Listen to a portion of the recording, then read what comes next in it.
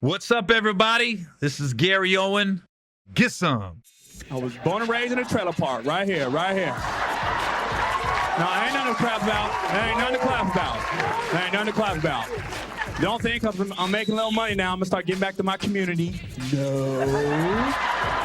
Ain't gonna be no trailer park playgrounds in my name, no trailer park scholarships. I had some friends of mine come up from the trailer park when they saw me on TV for the first time. They come up, some of them were pissed and went on a black network. They go, Gary, what the fuck are you doing, man?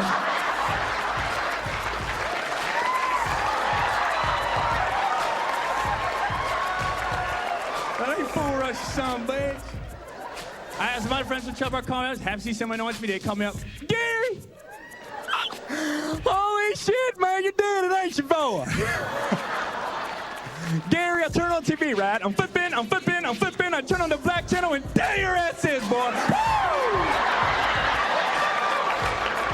Gary, I have known you your whole life, right? And I didn't even know you were black, man. Holy shit! Hey, what's up, everybody? This is Gary Owen with the Get Some podcast. You can hear this on YouTube at youtube.com/GaryOwenCom. Or you can go to iTunes, search Gary Owen, #GetSome, or United We Cast on iTunes also. Got a few things to talk about. It's a great week. The Bengals won. They beat the Indianapolis Colts. Happy Halloween to everybody. I posted a picture on Instagram of the Halloween candy we gave out this year. We give out big candy bars, like not the single Reese Cups, the two, and then the big Starburst and Sour Patch Kids and Kit Kats. And I would just remember growing up, we would always go outside the trailer park and go to like a neighborhood, a normal residential neighborhood, to go trick-or-treating.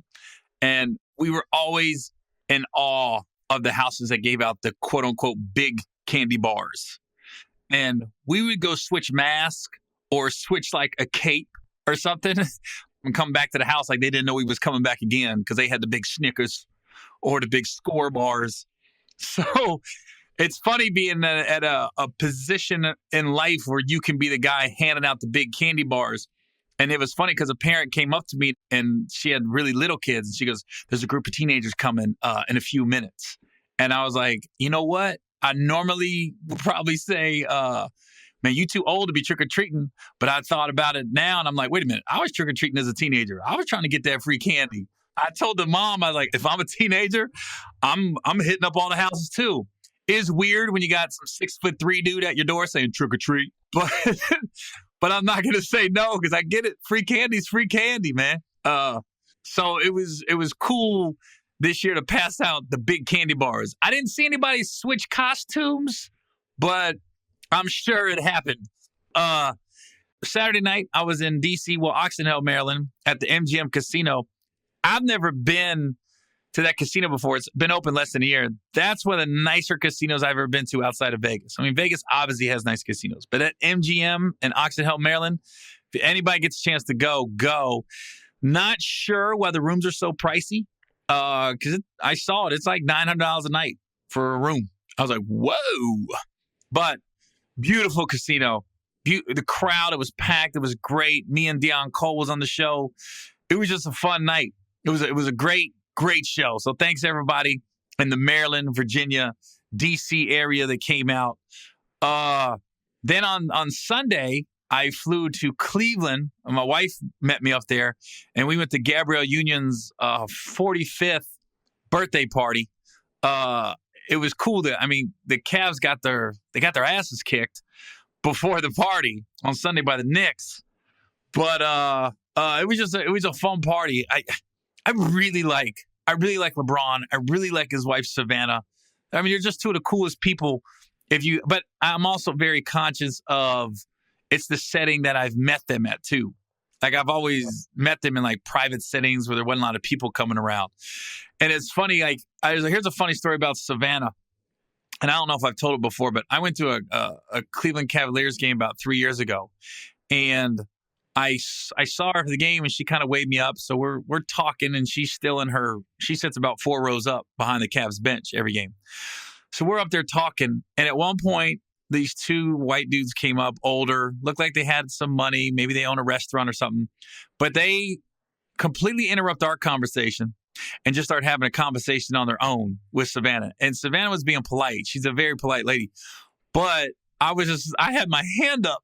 And when they left, she's like, what are you doing? I was like, I know I'm white, but I'm not clear. They act like I wasn't here at all. And it was funny because I had a security guy trying to tell me to leave. He goes, hey, man, you got to go. You got to go. You got to go. I said, I'm going. Hold on. Just give me a minute. I'm going. Wouldn't leave me alone. When Savannah summoned me up, like come over, I swear to God, that security guard disappeared. It was like he was a fairy. Like he just was a figment of my imagination. Like I looked back and I said, hey, can you tell the security guy I'm good? And I looked around. He was gone. I was like, what was that? Like once he saw who I wasn't even with Savannah. I was just saying hi to her. Once he saw that, he was just gone. You gotta go. Oh, okay. I didn't know. It was hysterical. Like he just dipped out. I was like, oh, that was some power, I guess. But it was funny too hearing the dudes talk to Savannah after the game. They keep in mind this is three years ago. It was funny because it was something about food in the restaurant. And they kept saying, you guys gotta come. You gotta come. You and your husband we'll take care of everything. And I'm just thinking, I don't think the James family is concerned with a free meal. They're gonna go where they want to go to eat. That was a nice carrot for somebody else. Maybe Mark Mattson or Mike Pemberthy, ex-Lakers. Maybe they would show up for a free meal. But the James family, if they like food, they'll pay for it if they want. You know? I think that free meal wasn't that tantalizing to them. Honestly, not a big deal. I'll tell you what happened to me today, though, in the Starbucks line. Like I'm a Starbucks fan, as anybody knows me. So I'm in line today. There's nobody in line at Starbucks. It's just a car, and then I'm behind it. But the car, 10 minutes might be an exaggeration. It was at least over 5. And I was just sitting there like, what is taking these people so long? So I rolled down my window and I can hear them like ordering food. It wasn't the drinks. They kept asking for different items. And the dude was like, we don't have that. Well, we can do this. But we don't have that. We can do this. I didn't honk. I didn't do anything. I just sat there. So I get on my Snapchat. And my Snapchat is Gary Owen Comedy. I'm sitting there like kind of cursing him out. I go, I've been sitting behind this fucking car for over 5 minutes. Just order your food or your drinks. So then I get up to the window and the lady's got my coconut milk latte and she goes, the car in front of you took care of it because they knew they were taking so long. And I go, what? Now keep in mind, I left a nasty Snapchat. So now I got to go back and leave another Snapchat apologizing just in case that car saw it. I've literally been here 5 minutes waiting on this fucking car in front of me to order from Starbucks. They literally order dinner. Okay, I feel like an asshole. My last Snapchat, I talked about the people staying in line forever at Starbucks. They bought my drink. They knew they were taking too long. So I go up to pay for my drink in the drive-thru and the lady goes, the car in front of you already took care of it. I feel like a dick. So I'm sorry about my last Snapchat. Sorry. Perfect example where I should be patient. Here's the crazy thing. All this happened in one trip. All I was doing was going to pick my daughter up from school. So I stopped at Starbucks on the way. I cussed this car out, which I shouldn't have. And then I have to apologize on a Snapchat later on. Then I'm about to pick up my daughter and I'm at a 4-way stop, but there's a light. So I got the green light, but the cars in the other direction got a green light. So there's no cars coming. So I go ahead and make that left. And as soon as I start to make the left, I see a car probably 200 yards away from me gun it. Like, why are you gunning it? It's like some people see somebody turning, and I don't know why they feel like they want to rush to get by them or whatever. But anyways, the car, I could tell gunned it. Like, the person driving it started to pick up speed when they saw me making that left turn, and they hit the car behind me. And it was a boom. And I was looking back like, there's no way I just saw that. So I stopped and looked back and everybody was okay. So then I picked my daughter up and we had to go back to that same direction to go home. And nobody was hurt, but both the cars were pretty messed up. Luckily, it looked like he just clipped the front of the car. And I was just like, I saw it coming. I go, why did that person gun it? I don't get it. But it was so funny. I was in such a good frame of mind and patient and like the safe driver now, all because that person paid for my latte. That here I am, 5 minutes earlier, I was like, come on, motherfucker, order your goddamn drink. Shit. And now I'm sitting there like, hey, man, why you in a rush, baby? Why you gunning it? Take your time. That dude should have been in Starbucks. He should have been behind me, too.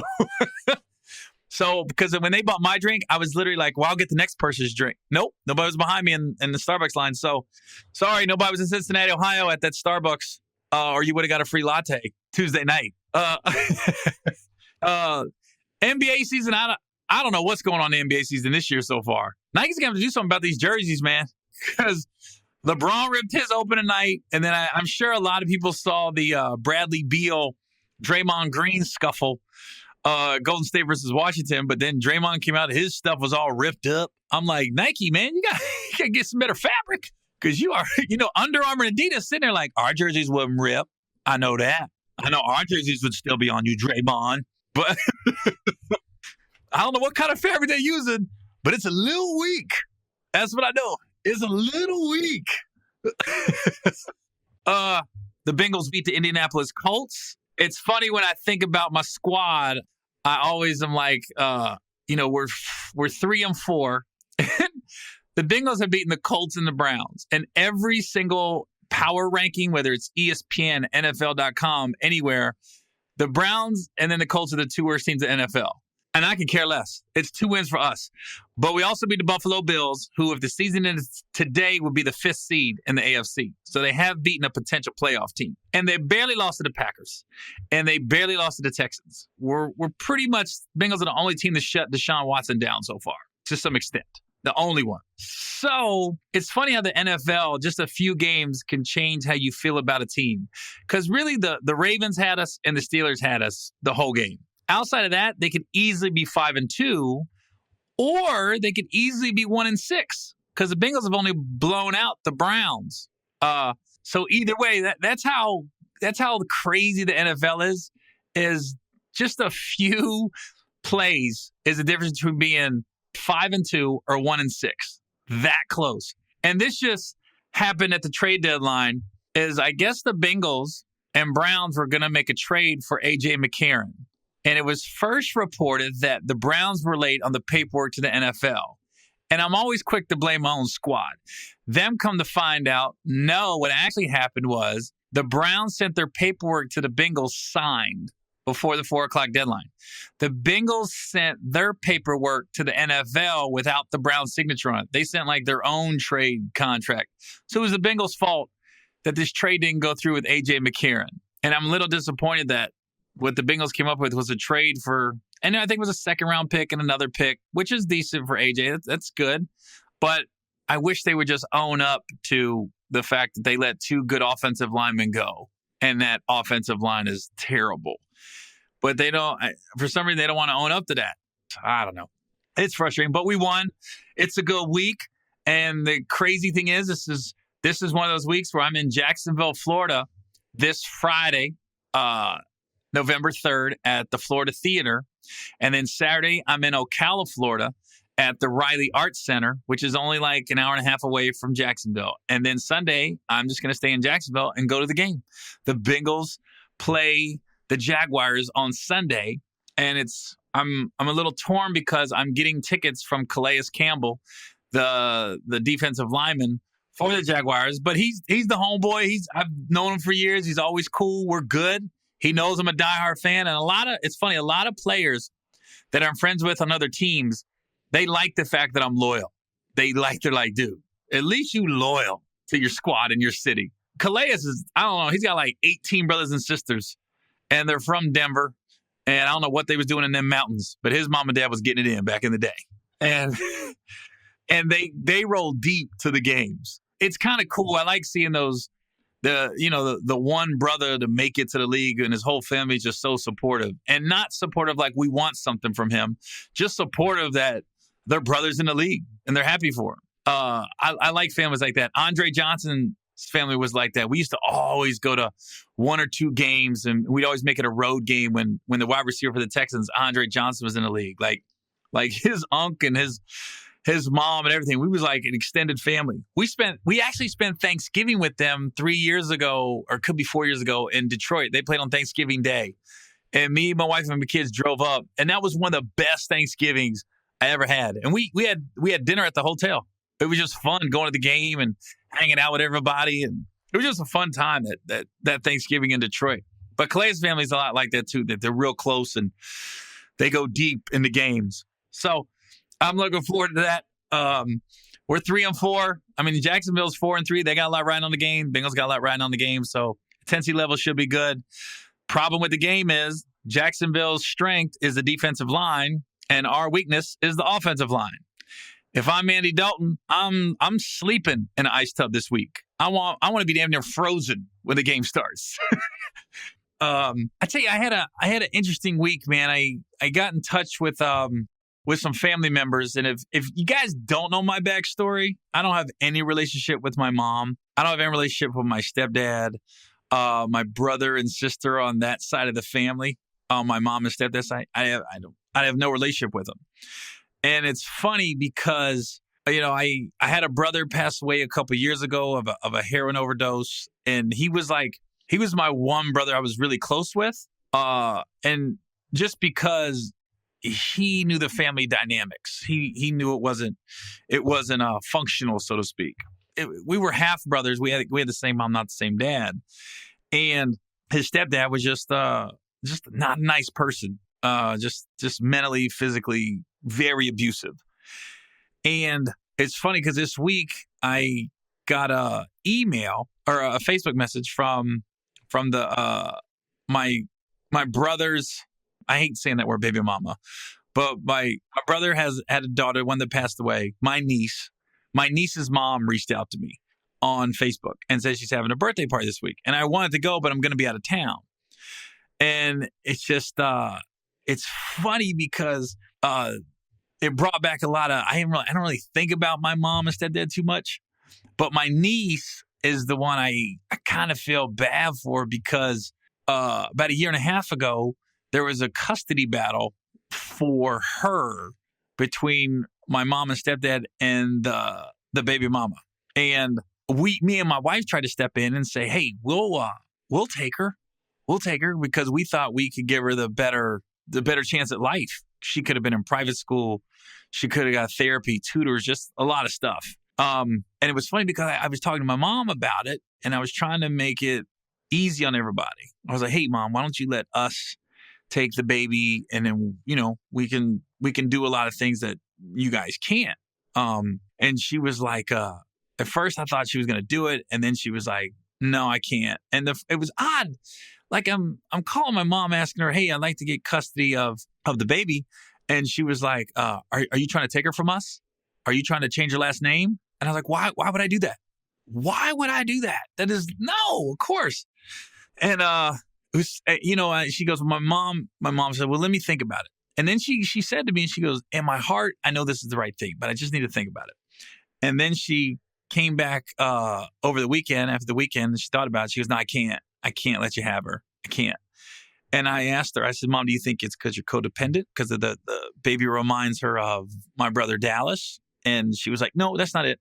I just can't let her go right now. And she didn't really give me a reason.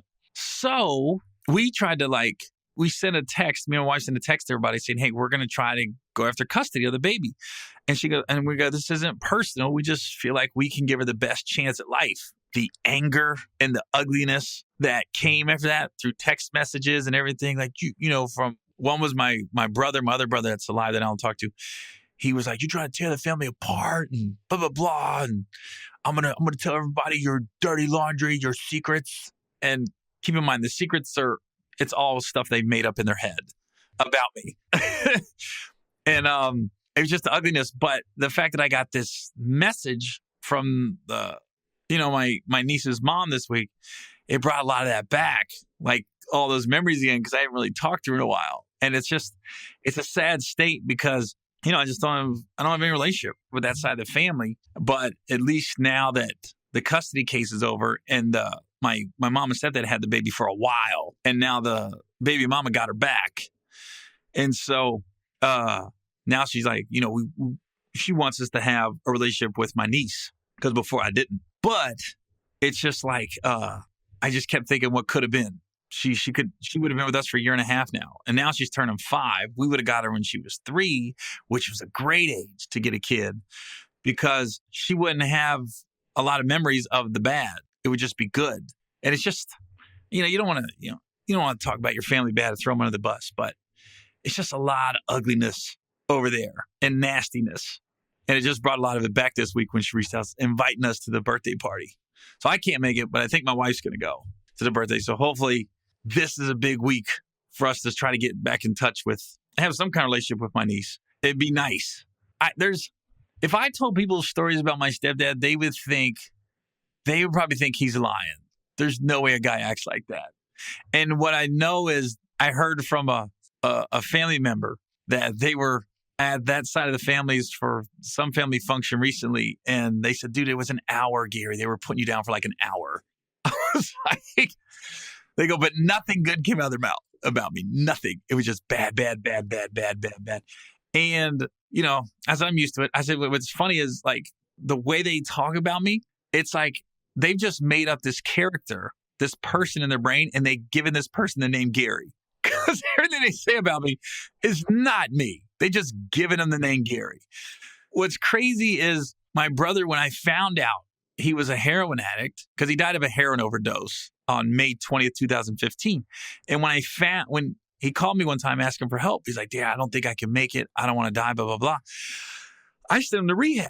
Like I called over, me and my wife, we got up. It was first thing in the morning. We started calling rehab facilities and researching like heroin addicts and everything. And we found out you got to get them out of their environment first thing.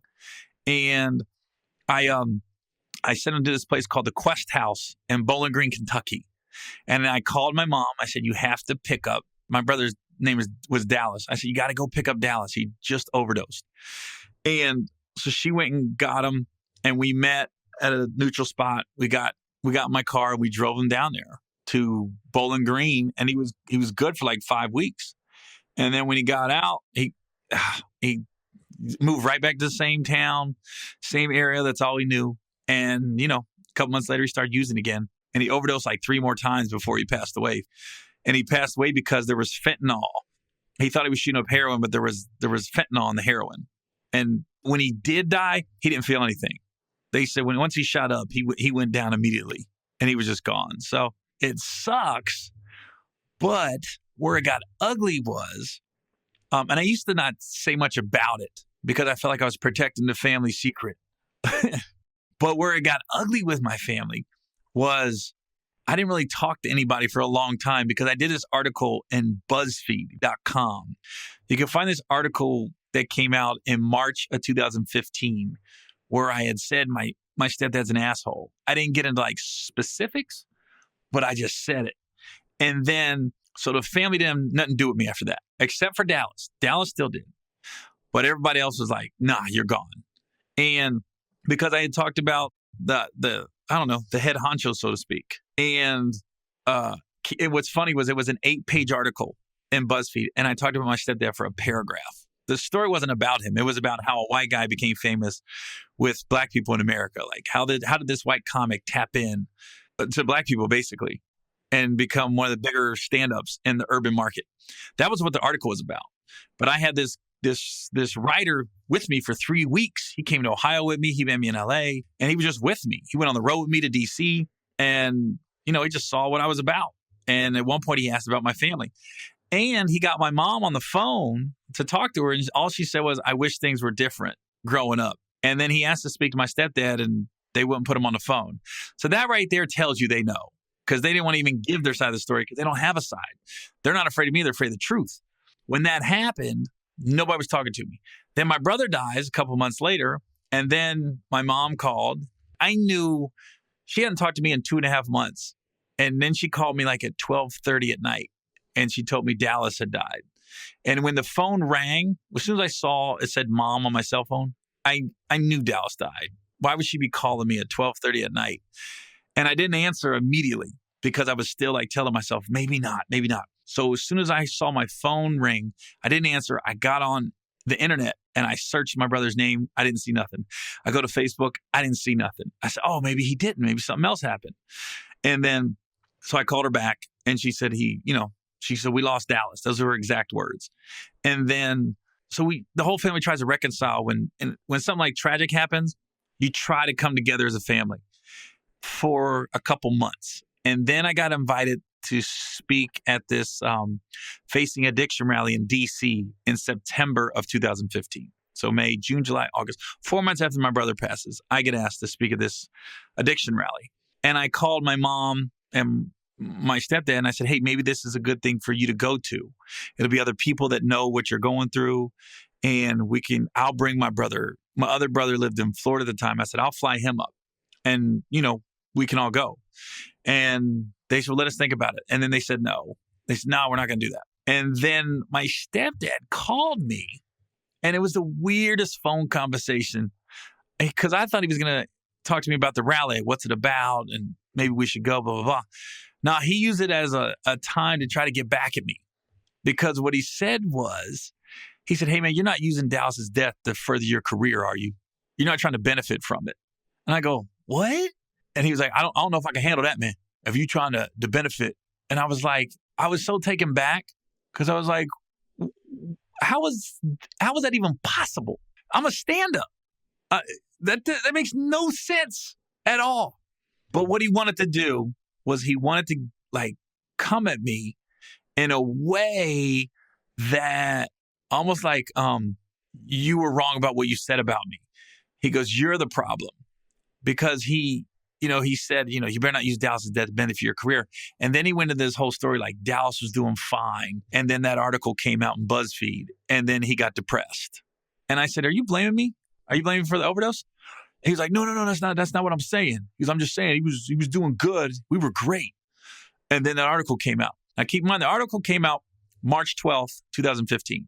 I have a Facebook message from my brother, March 13th, my brother that passed away, who, he's saying, Gary, I'm not with all this bullshit. We're good. We're fine. He goes, regardless of what happens, I just want you to know I love you and we're good. And I think he was sending me a message saying two things. I think he was saying, I know about the article and I'm hearing what they're saying right now at the house, but we're good. And it also was like, I think he knew he was using again. And I think when you know that, every time you put a needle in your arm, you're rolling the dice. It's Russian roulette with your life. Because I found out later, he overdosed March 20th. And they had to do the Narcan and bring him back to life. And then the next time he overdosed was when he died, May 20th. So I think it was almost his way of somewhat making peace with me, but also saying, we're still cool, man, regardless. I just want you to know in case anything happens. Later on, when my stepdad said a lot of other things too, but it was like, I was just like, he's delusional. It's like I saw a quote on Twitter recently, and it said, it's funny, the same person that stabs you 1,000 times will act like they're the one bleeding. I was like, man, that made sense. It's so true, And it's funny, like I'm the only one that's ever spoke up about my stepdad and the things that he did. Because I'm, the irrational behavior. There's some wild stories out there. Like, some of them are so funny, you gotta laugh. Like I was in ninth grade. It's a funny story. My stepdad went to three football games my whole life. I played football from 6th grade to 12th grade. He went to 3 games my whole life. He went to one my 9th grade year, and he went to one my junior year, and then he came to parents' night my senior year. And I was so mad that he came to parents' night because I was like, he ain't been there for me. He ain't been to no games. Now you're going to show up and act like you've always been there. So my 9th grade year, we're playing a team, and I sacked the quarterback, and I moonwalked back to the huddle. And it was funny because the parents and all the guys, they knew me. I was a clown. I was a class clown. So I moonwalked back to the huddle, and everybody's laughing about it. When I got in my stepdad's truck after the game, he was like, "Hey man, what the fuck was you doing out there?" And I'm like, "What do you mean?" And he was like, "Hey man, when you play football, you don't shuck and jive out there, and you was embarrassing the whole family. You should have heard the way the parents was talking about you in the stands. I was embarrassed to say I was your dad." He goes, "You represent this family every time you leave the house." And I'm thinking, motherfucker, we live in a trailer park. What kind of rep are we supposed to have? we started with the worst rep. First of all, we started with the worst. But, so he just reaming my ass about moonwalking. He said, I'll never forget, he said, shucking and jiving. He was shucking and jiving on the field out there. I was like, what are we doing, 78? What are we doing here? So he's in my ass. Anyway, so I'm like, okay. So now the whole ride home, I'm just like, oh, got my head down. Like he doesn't stop the whole drive. But what's funny was my 9th grade football coach to this day, when he sees me, he brings up the moonwalking incident. Because he said it was one of the funniest things he ever seen on the football field. That guy was my 9th grade football coach, but he was also the JV coach when I got the JV, and then he was the assistant varsity coach. So he was my coach all 4 years of high school football. It was funny because he always said, don't moonwalk back to the huddle, Owens.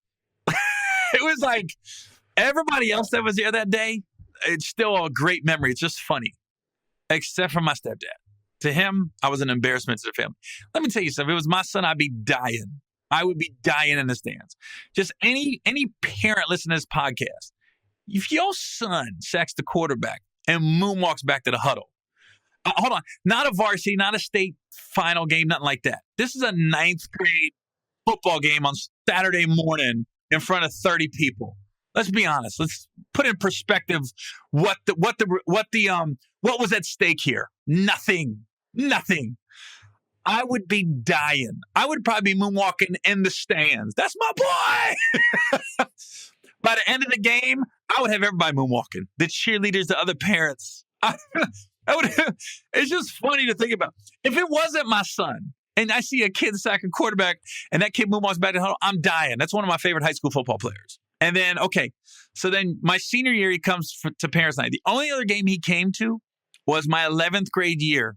And it wasn't even a real game. It was a scrimmage game, but it was a varsity scrimmage game.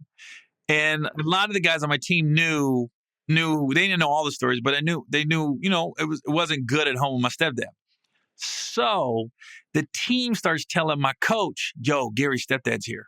And a lot of them said Gary's dad. Gary's dad's here, man. Gary's dad's here.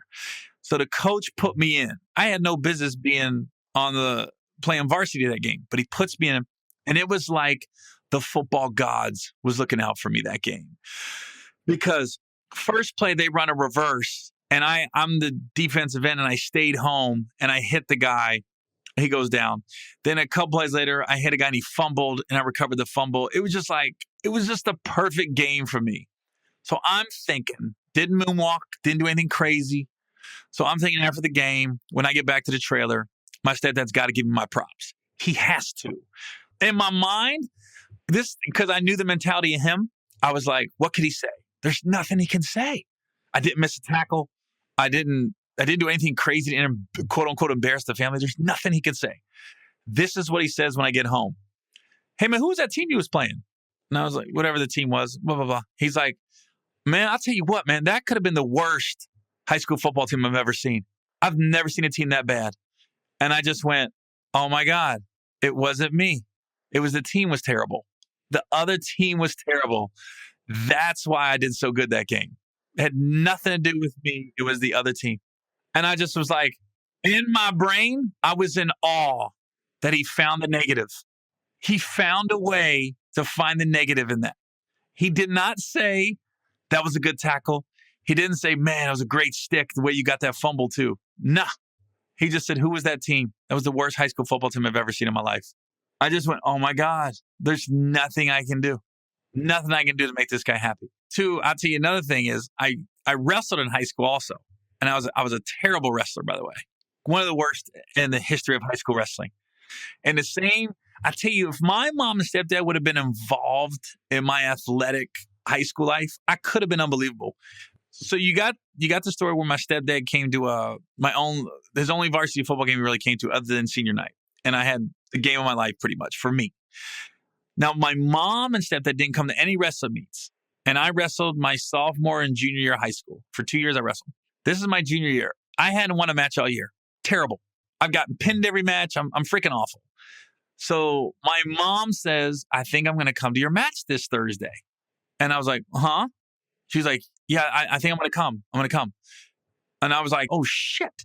I can't lose in front of my mom. So all week, I got all the guys. I got the coaches involved, the other wrestlers. I'm like, guys, I got to learn a move. Just one. I got to master a move. because I know I'm not a good wrestler. Just give me one move and I'll master it this week. And that's what I'm going to win with. So they got this move called the head and arm in wrestling. And it's a if you can hit the head and arm, it's one of those moves where the crowd will be like, oh shit. So I'm working on the head and arm all week, right? Just head and arm. And it's kind of like you put your right arm over the guy's head, and then your left arm has to come underneath, and then you like throw them with your hips and you flip them over, and then you got them on their back, and normally it ends up in a pin. So I'm working on this head and arm all week, and I'll never forget it. As long as I live, my mom shows up, she's there, and I'm nervous. And the team, I mean, to have a wrestling team say they were pulling for somebody, they was all there. Like, come on, man. Come on. My coach knew what was up, everybody. So the guy, the ref says, work, blows the whistle to go. Son of a bitch, I'm wrestling, trying to put me in the head and arm. I go, what the fuck? I was so taken back, like, this motherfucker just trying to put me in the head and arm.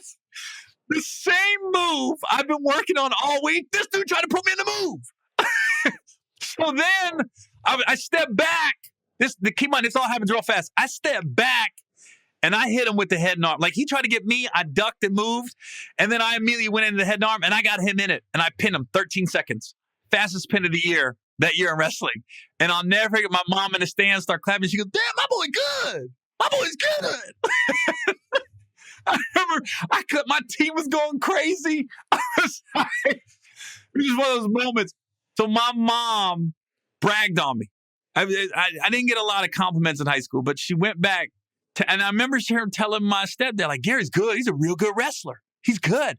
Not knowing that brought my record to like 1-19 that year. 1 win, 19 losses. But even then, my stepdad never came to a wrestling match or showed any interest and never like said, oh, well, you must be a good wrestler. Nah, just nothing. Nothing. I don't ever remember him saying anything good about me growing up. That's the sad part. I don't ever remember anything good growing up. Nothing, you know? You know what? I think from here on out, my podcast, I'm going to give one crazy stepdad story a week. One. It might be minor. It might be big. So this week was the high school football, the moonwalking back to the huddle. I'm gonna just write down a crazy stepdad story every week. And from here on the podcast, I'm going to give you one crazy stepdad story. There's hundreds. Yeah. He's crazy. I really think, and this is honest God, because he used to always say if I would say something, or I don't want to say his name, but so he's being a jerk to me and da-da-da. So she'd talk to him and he'd always be like, hey, I feeling sorry for himself. He don't know what rough is. And I always say, man, I have no doubt my stepdad's childhood was worse than mine, but it still doesn't make it right. And the difference is I figured out, how to not repeat the cycle through other people I grew up with. Friends and teachers and coaches that took interest in my life helped me out growing up. It still doesn't make it right, but I think even though my stepdad never went to war, I'm pretty sure he suffers from PTSD. He must have seen some stuff or been through some stuff that he never dealt with. And now I think he took it out on me. Like somebody said, they go, your family has a made up character. They've made up this person in their brain and his name is Gary. It's not you. It's just the person they've made up. And they're like, well, that's Gary. That's what Gary did. That's who Gary is. It's all made up. Because let me tell you, they will say things to me and leave Facebook messages. Like somebody on that side of the family left me a Facebook message acting like my brother who died. Like they made a comment on my Facebook page under Dallas's name and said, Gary, you were never there for me.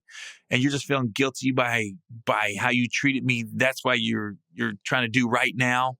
And I'm like, did somebody just go to my dead brother's Facebook? And so many people read that and started coming at him like, is this a joke? This is sick. Who's ever doing this? They deleted it. They deleted the post. And I was just like, oh my God. It's sick. And I tell you what, I've never been happier since I've gotten out of that black cloud. So anyways, I'm gonna do one story a week on crazy stepdad story. We'll just call it a crazy stepdad story every week. So, this weekend I'm in Jacksonville on Friday, and then I'm in Ocala on Saturday. Always go to my website, GaryOwen.com, for all my schedule updates. December 2nd, I'm coming home to Cincinnati. I'll be at the Taft Theater. That's the show I got circled. That's the one I'm excited about. December 2nd, Taft Theater in Cincinnati. It's a Saturday night show, and the Monday night game is against the Steelers. I've timed it that way on purpose. I hope the Bengals are still playing for something. Every week I give my Super Bowl picks. Philly in the NFC, they're just annihilating people, man. Annihilating people. But I tell you what, Seattle making that trade for Dwayne Brown is gonna be huge. Because so right now I'm still sticking with Philly. That really stinks that Jason Peters is out. But then Philly made a nice little trade to get Jay Ajayi from the Dolphins. How do you feel if you're Ajayi right now? You go from the Dolphins, who just don't have a running game, not a great offensive line, and now you're in the best team in the NFC. Oh my! You don't think you're going to be running hard? Come on! Philly looks like the team that, like Carson Wentz, will show up at a hip hop concert just to hang with the brothers. And like the brothers will go to a Tim McGraw concert with Carson just to say we did it. We're bonded. You know, they seem like that team right now. So Philly in the NFC and God damn it, I hate this. I hate this part of the show. The AFC, it's the Steelers. It's still the Steelers. Ben looks a little off, like he doesn't like he's on target. But how great is it to have one of your teammates call you out, Martavius Bryant, say, Juju Schuster ain't got nothing on me. And then Juju Schuster comes back and has the best game of his short career so far.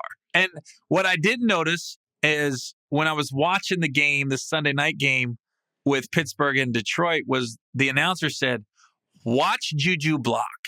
They said he blocks like a guy's fighting for his job. Like that's the only way he's going to make this team is to be a blocking wide receiver. And I didn't notice it until I watched the game. And I go, oh my God, dude's only 20 years old. He's an animal.